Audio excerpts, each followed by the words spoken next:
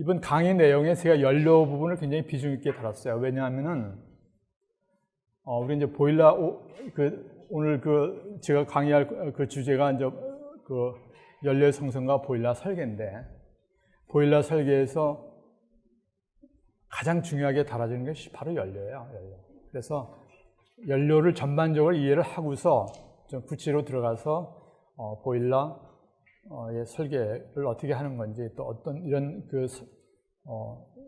석탄, 그러니까 연료의 성상이 보일러 설계에 어떻게 고려가 되는지, 그 다음에 이제 석탄 같은 경우에는 회성분이 굉장히 부정적인 요소들이 많잖아요. 회 자체가. 그런 것이 어떻게 설계에 반영해서 환경적인 측면에서 좀 이런 주변 지역 사회에서 좀 어떤 민원이나 저항이 없게 하느냐, 이런 것이 굉장히 중요한 문제로 요새 대두가 돼 있어요. 연료, 잘 아시다시피 발전 연료는 석유, 천연가스, 석탄 이렇게 있죠.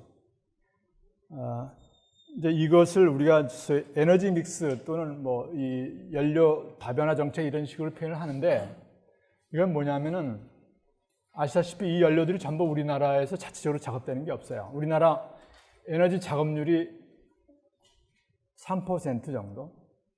우리 자체적으로 생산되는 건 3% 정도밖에 안 돼. 97%는 해외에서 수입하든지 해외에서 자원 개발해서 들어와야 되는데, 그래서 그 에너지 자주율이라는 게 있어요. 그건 이제 정부 정책으로 굉장히 강력하게 추진하는 건데, 해외에서 에너지원을 개발해서 국내에 들어가지고 국내에서 마치 우리가 자체로 가지고 있는 연료인 것처럼 그런 식으로 쓸 수 있는 거. 그래서 그 자원 개발을 많이 했는데, 그게 굉장히 리스크가 많잖아요. 그래가지고 어떤 정권이 자원 개발에 너무 역점을 두고 하다가 성과가 없으니까 굉장히 사회적으로 지탄받고 이런 일도 사실 많이 일어나죠. 이제 그게 지금 현상입니다. 우리나라 지금 발전 설비 용량은 지난달 7월 19일 날 태안의 석탄 가스화 발전소 IGCC Integrated Gasification Combined Cycle, 이 IGCC가 처음으로 준공을 했어요. 이게 23만짜리인데 이게 국책 사업입니다. 정부에서 그 에너지 자원 정책에 대한 과제를 했는데, 그것이 지난 7월 19일 날 준공을 했습니다. 그래서 총 지금 그 설비 용량입니다. 설비 용량이 1억 킬로와트가 넘었어요. 그래서 지금 여기 1억 17만 9,500 킬로와트가 지금 현재 설비 용량입니다. 여기는 신재생 에너지, 태양광, 풍력까지 다 포함된 얘기예요. 포함된 얘기고, 그래서 이것도 굉장히 격세지감이 있는데, 제가 한전에 있을 때 소위 이 추정해서 이제 얘기를 할 때, 포캐스팅을 할 때 장기적으로 우리나라가 전력이 포화되는 게 8,800만 정도는 포화될 거다, 이렇게 전망한 때도 있었어요. 근데 지금 벌써 1억이 넘었고, 앞으로 물론 그 수요는 점진적으로 좀 낮아지지만은 앞으로도 계속 이제 성장될 그런 거로 보고, 우리가 지금 장기 전력 수급 계획에 이런 것이 반영이 돼 있죠. 그러니까 지금 이제 외국의 그러면 설비 용량이 어느 정도 되느냐 하는 문제가 이제 궁금할 것 같은데, 지금 중국은 지금 정확한 통계는 없습니다. 한 2012년 정도의 통계가 있는데, 그때 한 12억 킬로와트 정도 됐어요. 그러니까 우리보다 지금 12배 더 많은 거예요. 근데 지금은 한 15억 킬로와트가 돼서 단위 국가로서는 가장 많은 설비 용량을 가지는 게 중국입니다. 지금 현재 중국이고, 그 다음에 어디 있어요? 그 다음 미국, 이런 순으로 되고, 일본이 지금 한 2억 8천만 킬로와트 정도 돼요. 그러니까 우리보다 거의 3배 정도 되는 그런 걸 가지고 있고, 그 일본 같은 경우는 그 에너지 수요 패턴이 우리하고 거의 비슷합니다. 지난 2011년인가요? 후쿠시마 원전 사고 나서 이제 원자력이 많이 지금, 그렇지만 그럼에도 불구하고 그런 대재앙을 겪었음에도 불구하고 지금도 원자력을 계속 한다고 그러잖아요. 안 할 수가 없는 그런 상황이죠. 우리나라도 똑같은 상황이에요. 걔네들도 에너지를 거의 다 수입하는 거죠. 수입하기 때문에 이제 마찬가지이고. 그러니까 우리도 과거에는 그 국내에서 나는 그 석탄 화력 대개 한 3만 킬로와트, 5만 킬로와트 정도 용량의 그런 거를 주로 썼으니까 그때는 엄청 우리가 굉장히 그 전력이 부족한 때죠. 그건 제가 나중에 얘기를 하겠는데, 그래다가 이제 중동 지역에서 석유를 데려와가지고 그 당시에 그러면서 이제 그 오래된 석탄 화력 발전소가 폐쇄돼서 한때는 그 석유 화력이 전체 한 85% 정도까지가 된 데가 있어요. 70년대 얘기입니다. 초반에. 게다가 70년대 1차, 2차 오일 쇼크가 왔어요.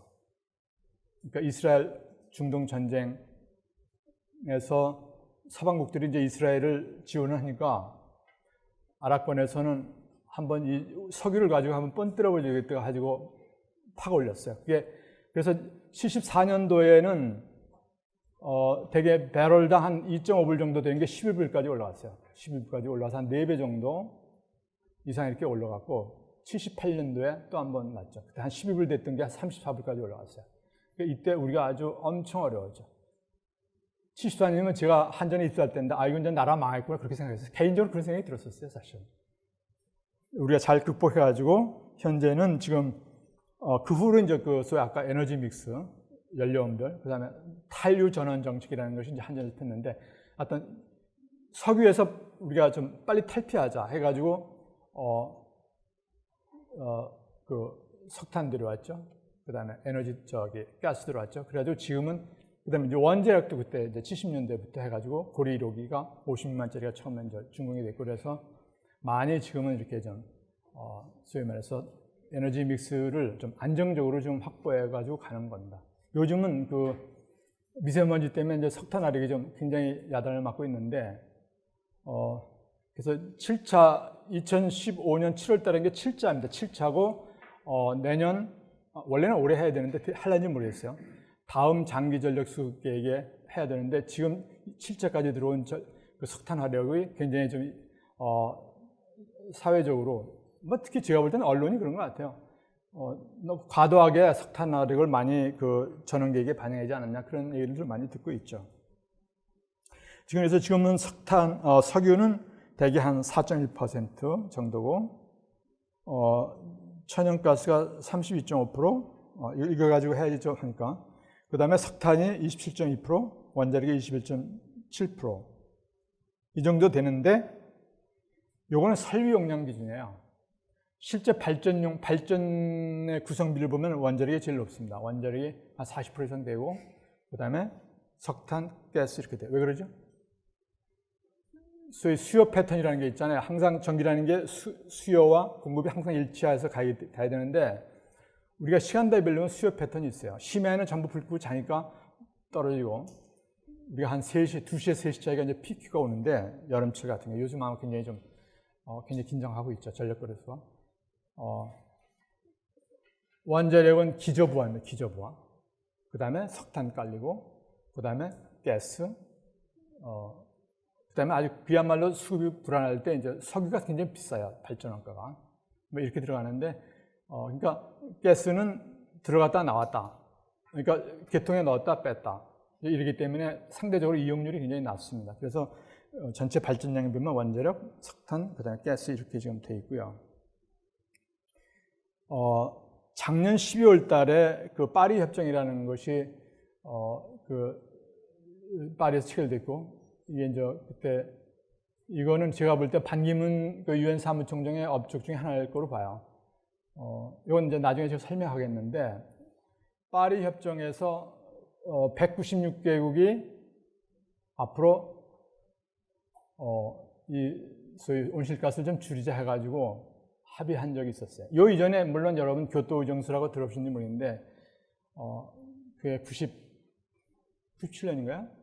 그때 그거는 선진국 간의 협정인데 그게 잘 안 지켜졌고, 그 후에 이제 이것이 좀 더 보완적으로 나왔는데, 그래서 요거는 제가 나중에 좀 설명을 했습니다. 그래서 앞으로 에너지 정책은 환경을 도외시하고는, 특히 우리 같이 지금 현재 이런 우리나라 사실 선진국이죠.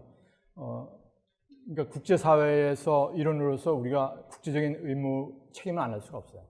그렇기 때문에 앞으로 이 환경을 중시하지 않고는 이 에너지 사업을 하기 어렵다. 그래서 특히 이제 요즘 뭐 각광을 받는 것이 신재생 에너지인데 이게 사실 또 굉장히 어려운 거예요. 굉장히 만만치가 않아요.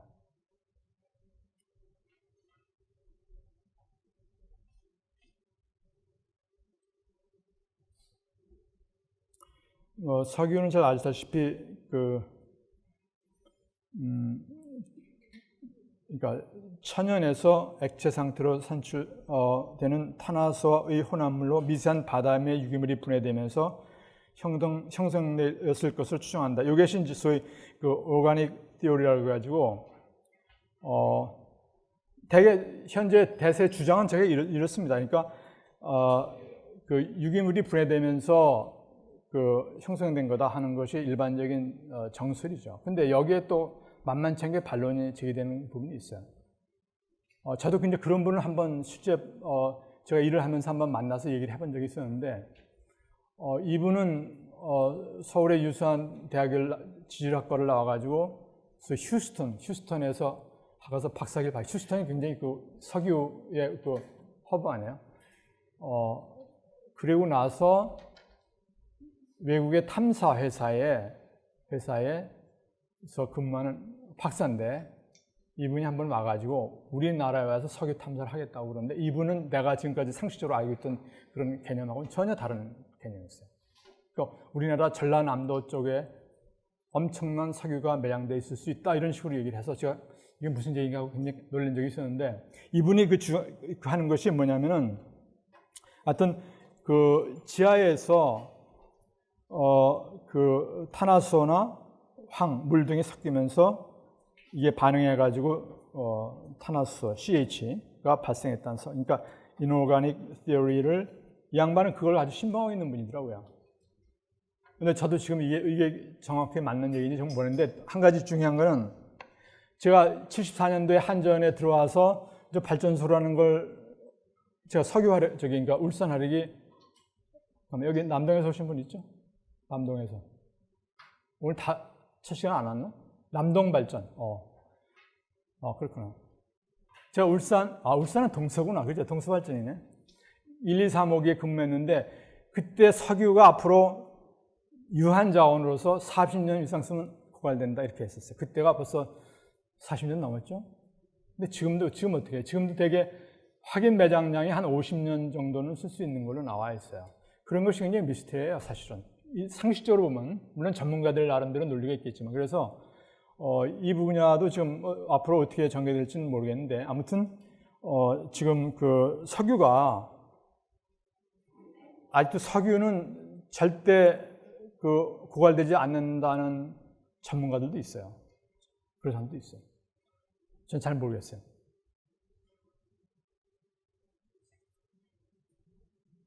근데 우리가 이제 석유하고 석탄하고 천연가스를 비교해 보면은 석유하고 가스는 뭐예요? 1차 우리한테 공급되기 전에 한번 정제가 되잖아요. 정제가 돼서 품질이 균일을 해요. 균일해. 근데 어떻게 돼요? 석탄은 캐서 분석해보니까 이렇다더라 하면 그건 그대로 써야 돼요. 그렇기 때문에 보일러 설계가 어려운 거예요, 사실은. 석유나 석탄, 가스 같은 것은 예면 칼로리 베이스를 볼 때 대개 소위 베리에이션이 10에서 15% 이상 안 가요. 대개 오너가 주문하면 거기에 맞춰서 정제를 할 수가 있어요. 근데 석탄은 안 그래요. 그러니까 현재 석탄 자원을 우리가 소위 앞으로 장기간 공급할 수 있는 그런 데서 그런 탄광이나 소위 채광, 소위 매장량을 보고서 거기에 맞춰서 우리가 보일러를 설계를 해야 돼요. 그러니까 제가 지금 우리 현재 강릉이나 고성 같은 경우, 고성 지금 1000메가짜리에 그 하이어 히팅 밸류로서 칼로리가 얼마인가 하면 5,300이에요. 이게 설계탄의 기준이에요. 제가 사실 오늘 이 강의를 할 수 있는 계기가 된 게 제가 과장 때 소위 표준 석탄 화력을 들어봤어요? 500메가짜리. 거기에 제가 보일러 담당을 했어요. 그래가지고 스펙을 새로 만들고 그런 경험이 있었는데, 뭐 그것이 오늘 뭐 이런 제가 개인적으로 그 보일러에 대해서 관심을 갖게 된 계기도 있었지만서도 그때는 얼마인가 하면 6080이었어요. 그러니까 칼로리가 높은 것부터 점점점 파니까 이제 그런 게 없는 거야. 자꾸 파니까. 그래서 지금 이제 5300을 가지면은 향후 30년 동안, 설계 수명이 30년이잖아요. 30년 동안 안정적으로 공급할 수 있다. 그것이 어느 정도냐면 5300kcal다. 이렇게 지금 판단을 하고 그렇게 설계를 하는 거죠. 여기 뭐 그러니까 지금 당진 같은 경우 태안, 신보령 이런 데도 되게 제가 알기로는 5800, 5300에서 5800 이 정도로 아마 그 보일러 설계를 하는 것 같아요. 그게 왜 중요하냐면 보일러의 사이즈가, 특히 퍼네스 사이즈가 칼로리하고 직접적으로 관련되어 있잖아요. 그렇기 때문에 그 탄핵 성상이라는 것이 굉장히 좀 중요하다는 그 말씀을 드릴 수 있어요. 원유를 정제해서 나오는 게 이제 휘발유, 경유 이렇게 있고, 지금 원유의 성분은 탄소, 수소, 질소인데 주로 탄소, 수소. 가연 성분이 일군 탄소와 수소이기 때문에 이게 굉장히 중요하죠, 사실은. 일부 이제 불순물, 금속 부분이 대개 한 1000ppm 미만으로 지금 되어 있는 걸로 되어 있어요.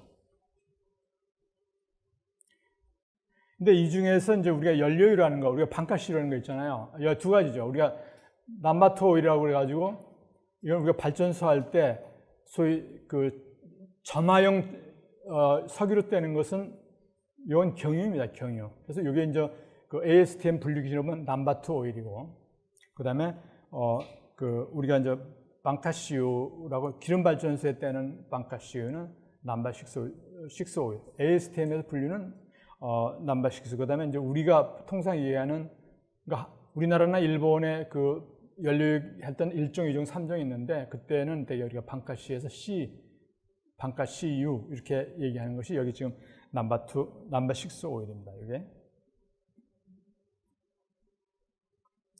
요건 이제 우리나라가 하고 일본이 요 분류하는 방식의 1종, 2종, 3종에서 이 3종 C가 3종이라는 것이 우리가 방카 CU, C중이라고 하는 것이 방카 CU를 얘기하는 거고요.